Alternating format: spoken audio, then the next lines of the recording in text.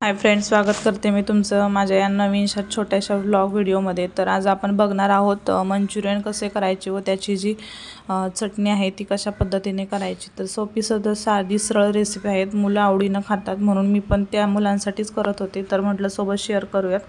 तर इथं मी लसूण मिरची आणि अद्रक हे बारीक करून घेत आहे आणि हा कोबी पाव किलो होता, त्याच्या अर्धा म्हणजे अर्धा पाव कोबी घेतलेला आहे, तो मी बारीक खिसत आहे। बघू शकता एकदम खोबरं खिसायचा किंवा तुम्ही चिरू पण शकता, तर तसाच मी खिसून घेत आहे बारीक, जेणेकरून एकदम त्याचा तो घट्टसर गोळा व्हावा। तर इथं मी एवढा कोबी खिसून झालेला आहे माझा, अर्धा पाव घेतलेला त्याचा।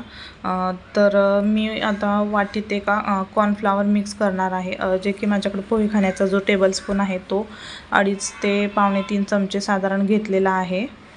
बघू शकता हा कॉर्नफ्लॉवर।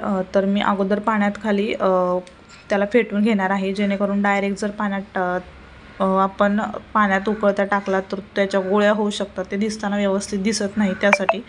तर मी आता इथं तेल तापायला ठेवलेलं होतं आणि तेलामध्ये जी बारीक पेस्ट केलेली आहे ती पण टाकून घेणार आहे।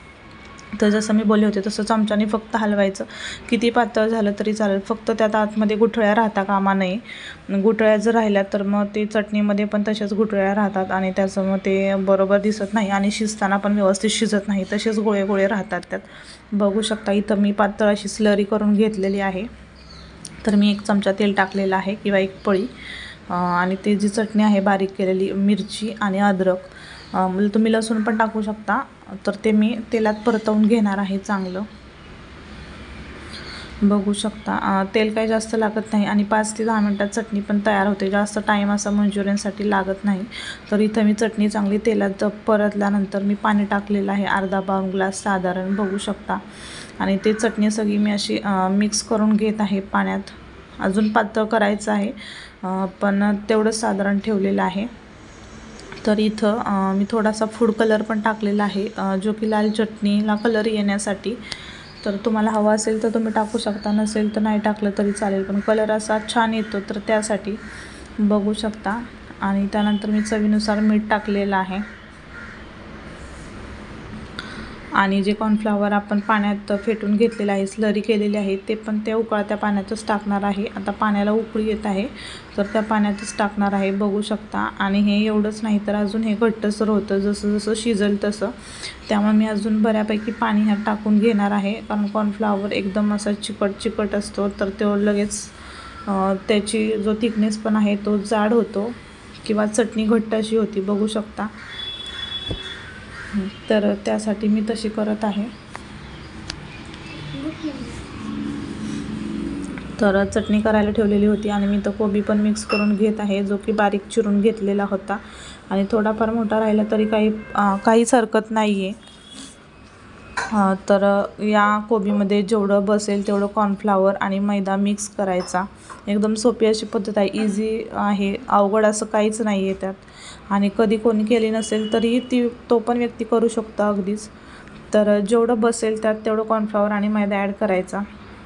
पण एक महत्त्वाची टिप यात आहे की अगोदर मीठ टाकायचं नाही, तुम्ही जेव्हा करायला घेणार आहात तेल वगैरे तापल्यानंतर तेव्हाच मीठ टाकायचं, कारण मीठ जर अगोदर टाकलं तर त्याला लगेच पाणी सुटतं आणि मग टाकताना प्रॉब्लेम होतो। माझ्याकडून एकदा अशीच मिस्टेक झालेली होती, तेव्हापासून मी ते मेथड नाही बनवत, मी जेव्हा करायचे तेव्हाच डायरेक्ट मीठ टाकते। तर कॉर्नफ्लॉवर आणि मैदा टाकल्यानंतर थोडीशी हळद टाकलेली आहे, जी मिरची आणि अद्रक बारीक केलेलं आहे ते पण टाकलेलं आहे, आणि लाल जी पावडर असते किंवा मिरची पावडर ती पण टाकलेली आहे, आणि थोडासा फूड कलर टाकलेला आहे, जे की खूप छान असा कलर येतो, रेड कलर मंचुरियनना विकतच्या सारखा, जे स्टॉलवर भेटतात तशाच पद्धतीने एकदम। तर हे सगळं मिक्स करून घेणार आहे, जसं आपण चपातीचा गोळा मळतो तसंच हे पीठ झालेलं आहे, बघू शकता तुम्ही। पण त्यात मीठ टाकलेलं नाही आहे, परत एकदा सांगते, मीठ तेव्हाच टाकायचं जेव्हा आपल्याला करायला घ्यायचं। आणि इथं चटणी बघू शकता घट्ट अशी झालेली आहे, तर मी अजून थोडंसं पाणी त्यात टाकलेलं होतं आणि खूप अशी घट्ट झालेली आहे। इथं चटणी आपली तयार झालेली आहे, बघू शकता।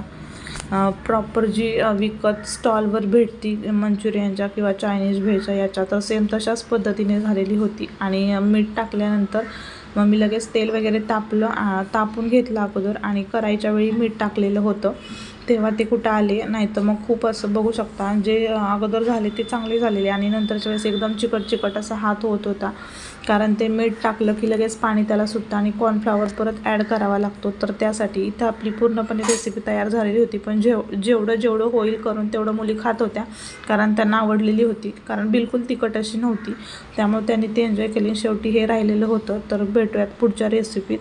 तोपर्यंत बाय. व्हिडिओ आवडला तर लाईक शेअर कमेंट जरूर करा. चॅनलवर नवीन असेल तर चॅनलला सबस्क्राईब करायला विसरू